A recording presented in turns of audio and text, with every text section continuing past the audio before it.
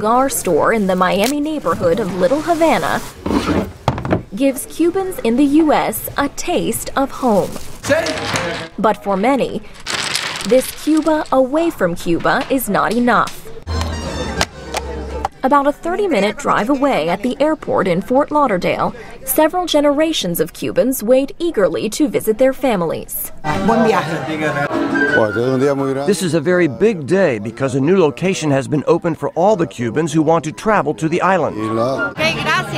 Octavio Giraldo is one of more than 100 passengers on this flight, the first from Fort Lauderdale to Cuba in more than 2 decades.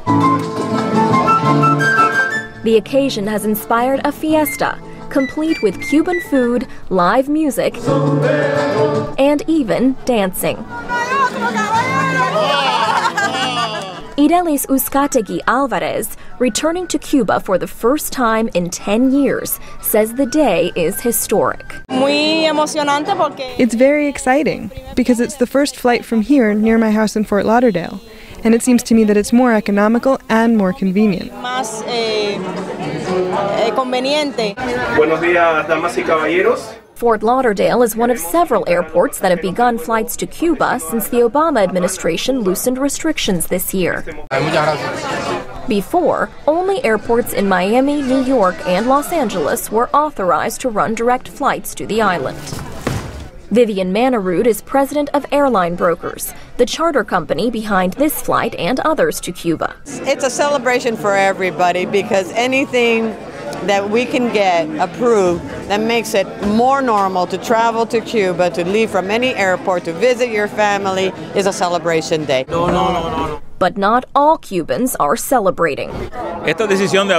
This decision to open flights to Cuba is a mistake. More space that we have for a country that is a sponsor of terrorism. Emilio Izquierdo is coordinator of a citizen movement known as Cuban-American Patriots and Friends, and spent more than 2 years as a political prisoner in Cuba in the 1960s.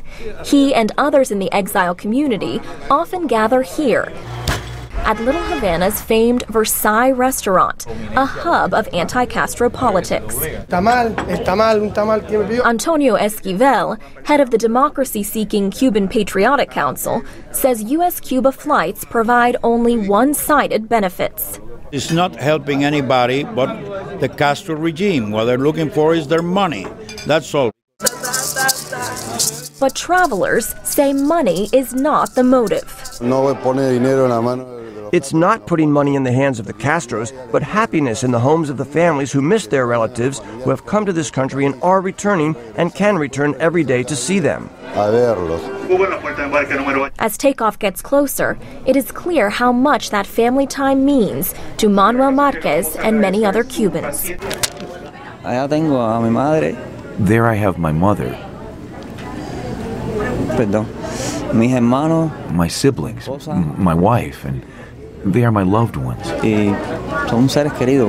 I wish I could have them here. Marquez wants the flights to continue. And here in Little Havana, whether other Cuban-Americans agree or not, they remain connected to their homeland. Alex Villarreal, VOA News, Miami.